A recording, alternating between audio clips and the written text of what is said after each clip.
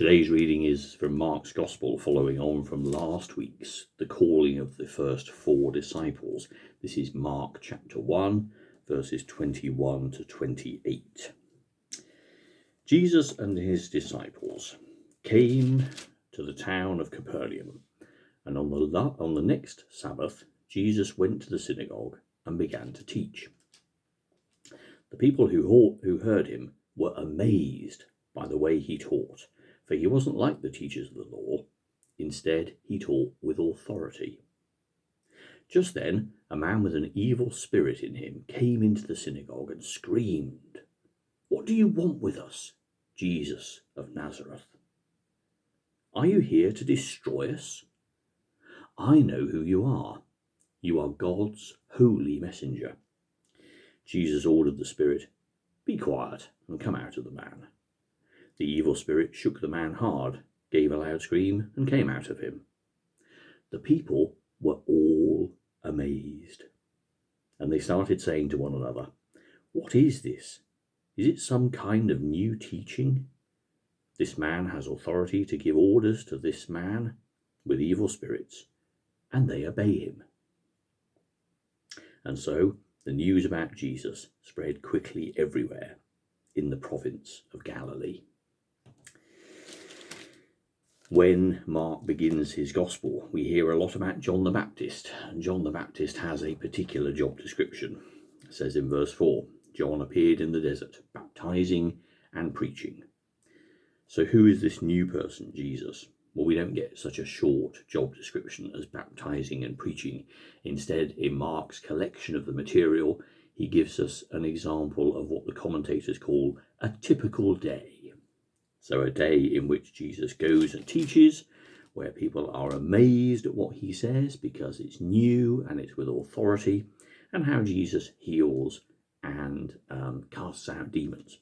The next part of this chapter carries on to talk about how Jesus spends the rest of that first typical day healing many people, including Simon's mother-in-law. What's interesting is the difference between the reaction of the evil spirit, and suspend our Western thoughts about what that might mean, and the people who hear him. People came to John and they were baptized. That didn't necessarily mean they believed what he said or particularly bought into what he was talking about, but they did think he had something useful to say. We then hear, through the baptism, how heaven was torn apart and a voice came down to proclaim Jesus as God in human form. We hear how Jesus calls the 4 disciples, and how something in them is touched to the point where they give up their livelihoods, their families, and they follow Jesus. He reaches out. His very presence is enough to simply call them away from an old life to a new life. And when Jesus goes into the synagogue and teaches, people are amazed with what the original language would have said was a newness, as well as the authority aspect. Who is this person? How come he's so incredibly charismatic? Why are we so magnetically drawn to what he says? And yet the question remains, they are amazed. And we're told how in that generic form, the crowd, you may remember it's people like you and me, but the crowd were amazed. And again, when the evil spirit is cast out, the people were all amazed. When you're in a relationship with somebody who you don't really like, say a friend whose relationship's gone sour, or there's somebody who you've taken offence at, ancient wrongs, some kind of injustice felt, you can be bludgeoned into thinking that they're okay by repeated acts of kindness. You can be convinced, up to a point, to let your prejudices evaporate if you see enough good works. And it's from a stance of not wanting to believe, having some prejudice, having some inability to let go of the hurt and the wrong that's been done to you by that person. But if enough kind acts are done, and particularly if they're done to you, you may just come to accept that that person isn't as terrible as you thought they were. And in some ways, this is the lesson that Mark is teaching us here, isn't it? That the people, they were all really pleased. I mean, who wouldn't be pleased to be healed of your physical and your mental sickness? Who wouldn't be pleased to have life restored when to be disabled in that time by anything would mean to have very much a life that was poorer, literally and metaphorically? Who wouldn't be pleased? But they were amazed. They didn't make any proclamation, these mass of people, the people. They were just amazed. Whereas a single person possessed of an evil spirit,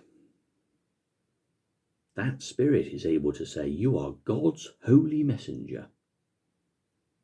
And Jesus casts that spirit out without any of the rituals of exorcism that were so common at the time. No darkened room, no incantations, no special clothing, no incense, no words, no liturgy. Shut up and go away. And he does. Jesus is able to reach in and heal in the most extreme of situations.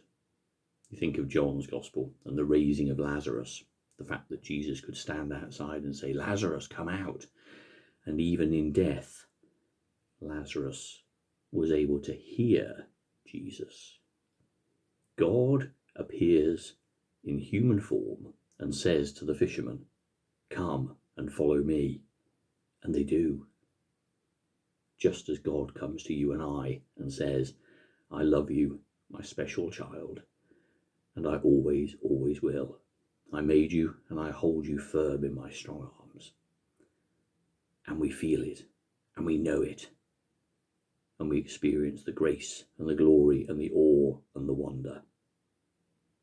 And in our own faltering ways, we try to follow. The crowd remained in a state of being amazed. But for you and I, who experience God in our hearts, like those disciples, we can do nothing else but follow. We certainly don't become perfect. We certainly don't become great at it.